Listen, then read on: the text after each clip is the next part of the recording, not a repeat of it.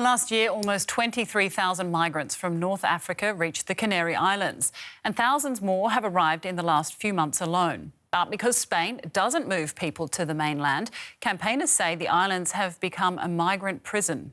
A court has now overturned that policy, which stopped undocumented migrants travelling to the mainland.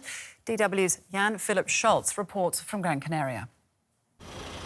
They are not looking for drugs or counterfeit cigarettes, they are checking for people.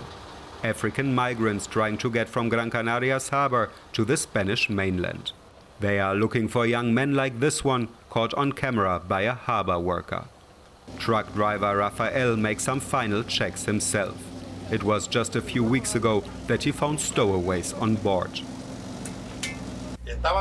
Two were here and two more were further back. Others had broken in at the back. I had to call my boss because they'd broken the seal. If I had had the refrigeration system on and not found them, they would have arrived frozen to death. The stowaways had already made it from northern Africa to the Canaries. It's less than 100 kilometers from the African coast to the EU.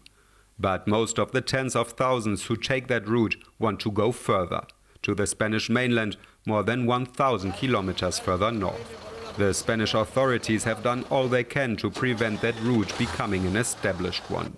Many migrants stuck on the Canaries are in limbo. Some risk their lives to leave. It takes about 2 days to get from here to the Spanish mainland, a long time to hide underneath a truck or inside a container in the dark, not knowing how long the air will last for. Experts warn that people could die on the route, but those involved know the risks. There is the option of a less dangerous journey. People smugglers offer fake ID and a plane ticket. Authorities recently busted a major network operating from hairdressers around southern Gran Canaria. Trying to speak with the police about this is frustrating. Just before the interview, the local spokeswoman effectively calls it off. The Spanish Interior Ministry told her not to answer my most interesting questions. Imam Tayyar, here on the right, is used to official unhelpfulness. She offers advice to migrants in front of the police station, helping them to fill out forms. They get no help from the government, they are just stuck into big centers on the island. Of course, they turn to people who say they can help for money. It starts at 700 euros, but I've heard of one person paying 3,000. This legal ruling will upset people smugglers and the Spanish government. It says preventing migrants from leaving the Canaries for mainland Spain is not allowed. Daniel Arencibia won the case.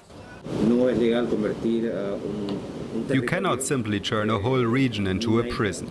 The court has made that absolutely clear. In an expedited hearing, the judge said the police have to stop blocking the migrants immediately. The ruling should reduce the number of young men risking their lives on trucks just to get from one part of Spain to another. Well, for more, I'm joined by DW correspondent Jan-Philipp Scholz, who filed that report. Jan-Philipp, activists say that refugees there are kept like prisoners on the island. You've met and spoken with many people there. How do they describe their situation?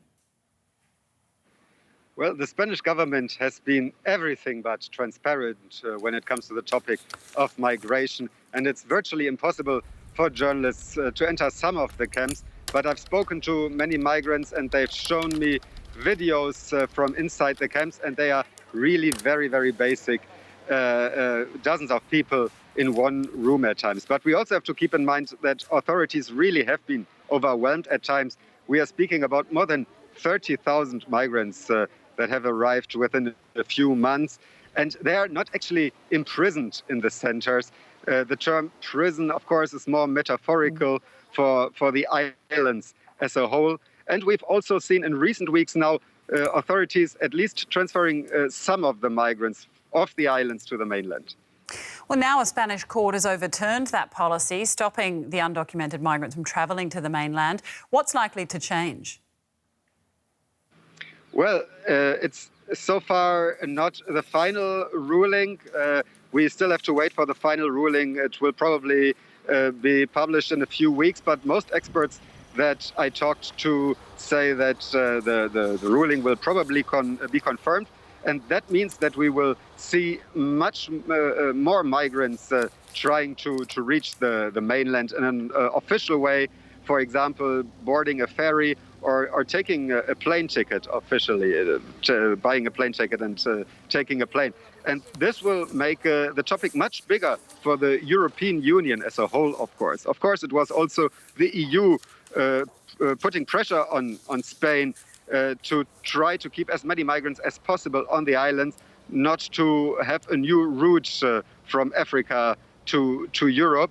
But obviously things are changing now, and it will become a much bigger topic for the EU. We are also seeing a lot of migrants arriving at the Spanish exclave of Ceuta at the moment, and also more migrants in Italy.